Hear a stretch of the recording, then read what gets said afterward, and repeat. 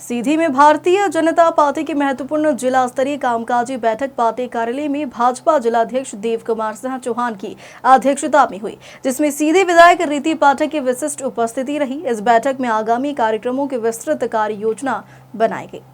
भाजपा जिलाध्यक्ष देव कुमार सिंह चौहान ने कार्यकर्ताओं को संबोधित करते हुए कहा कि पार्टी प्रधानमंत्री नरेंद्र मोदी के नेतृत्व में देश को महाशक्ति बनाने के कार्य में जुटी हुई है। उन्होंने बताया कि आगामी 6 अप्रैल को पार्टी का स्थापना दिवस हर बूथ पर हर्षोल्लास के साथ मनाया जाएगा। इस दिन बूथ स्तर पर कार्यक्रमों का आयोजन किया जाएगा, जिसमें प्रधानमंत्री नरेंद्र मोदी के नेतृत्व में हुए विकास कार्यों पर व्याख्यान होंगे। 7 से 13 अप्रैल तक आयोजित गांव और बस्ती चलो अभियान की जानकारी देते हुए उन्होंने कहा कि इस अभियान के तहत स्वच्छता अभियान, लाभार्थियों से संपर्क, जल स्रोतों की सफाई और अन्य कई सामाजिक कार्य किए जाएंगे। इसके अलावा 14 अप्रैल को संविधान निर्माता भारत रत्न बाबा साहेब डॉक्टर भीमराव अंबेडकर की जयंती को भी भव्य रूप से मनाने की योजना बनाई गई है।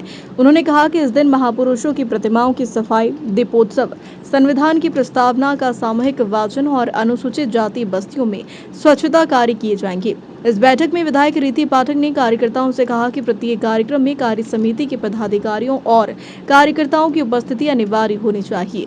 उन्होंने सभी कार्यकर्ताओं से अपील की है कि वे निष्ठा और उत्साह के साथ पार्टी के कार्यक्रमों को भव्यता और हर्षोल्लास के साथ संपादित करें। वहीं भाजपा के पूर्व जिलाध्यक्ष और प्रदेश कार्य समिति के सदस्य इंद्र शरण सिंह चौहान ने कहा कि भारतीय जनता पार्टी 1980 में 11 लोगों द्वारा शुरू की गई पार्टी आज विश्व की सबसे बड़ी और सबसे लोकप्रिय पार्टी बन चुकी है। जिम्मेदारी हम सबको ऑलरेडी है और आगे हमको उसको निर्वहित करनी पड़ेगी। तो सबसे पहला कार्यक्रम, चूंकि अब अध्यक्ष जी इसको बहुत विस्तार से बताएंगे, लेकिन अध्यक्ष जी मैं सिर्फ इतना कहना चाहती हूँ, कार्यक्रम बेहतरीन हो और अच्छा हो। क्योंकि अब मंडल के अध्यक्षों की सारी समितियाँ अब तैयार हैं बनने के लिए, तो मैं ऐसा मानती हूँ। और इन चीज़ों को मुझे याद है, जब मैंने भारतीय जनता पार्टी में अपना प्रवेश लिया था, तब से मैंने ये सुना है कि किसी भी समिति के, किसी भी कमेटी के पूरे अगर सदस्य भी उपस्थित हो जाएं, तो उस कार्यक्रम की रौनक एक अलग देखते बनती है। ये तो सुनिश्चित करना पड़ेगा कि अब जो 6 अप्रैल का कार्यक्रम, उसके पहले तक तो पता नहीं आपकी कमेटी डिक्लेयर होगी कि नहीं होगी मंडल की। अगर हो जाएगी तो सबसे पहले तो कमेटी के पूरे सदस्य, हमारे मंडल अध्यक्ष से आग्रह भी किया है। अब आग्रह ही समझ लीजिए, जो कि कार्यकर्ता परिवार है और हम सब एक ही परिवार के बाद, तो आग्रह से ही शुरू होती है और सुझाव से भी शुरू होती है। तो मैंने उन्हें सुझाव दिया है, आग्रह भी किया है कि हर एक कार्यक्रम में जो मंडल के सभी पदाधिकारी हैं, मंडल कार्य समिति के सदस्य हैं, उन कार्यक्रम जितने लोगों की उपस्थिति होती है उसमें टिक लगे, और आगे के कार्यक्रम में जितने लोग उपस्थित होते हैं उसमें टिक लगे, माफ हो, और नहीं होती में कोई पदाधिकारी उपस्थित नहीं हो पाता है। चलिए 3 मान लिया, 3 का शायद नियम है हमारे संगठन में, पर 3 बहुत कम है व्यवहारिक रूप से। मैं तो आपसे आग्रह ये करती हूँ कि 5 कार्यक्रमों को ले लीजिए। 5 कार्यक्रमों में अगर उसकी उपस्थिति नहीं हो पाती है तो उसका इनवैलिड समझा जाए, और उस पर आपके सहयोग की आवश्यकता पड़ेगी।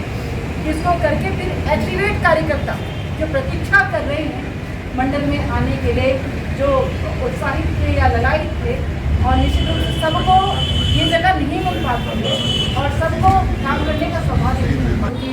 पहले से भी मेरा अधिकार रहा है संसदीय क्षेत्र में, तो मैं तो सभी को अपना सुझाव आपके माध्यम से देना चाहती हूँ कि आपके माध्यम पास अटल जी की फोटो हो, साथ में कोई लेटर हो, उनका पत्र, ये उनकी किसी प्रकार की जो संस्मरण है, हम सबको उसको एकत्रित करना था और दिल्ली भेजना था, दिल्ली कार्यालय, भोपाल कार्यालय। अटल जी की शताब्दी वर्ष के बारे में मंडल अध्यक्षों ने कई संगोष्ठियाँ की हैं, और ये 1 वर्ष चलता रहेगा ये कार्यक्रम। मैं आपसे कहना चाहूँगा कि महीने में एक कार्यक्रम ये होता रहे अटल जी शिष्ट मंदिर में।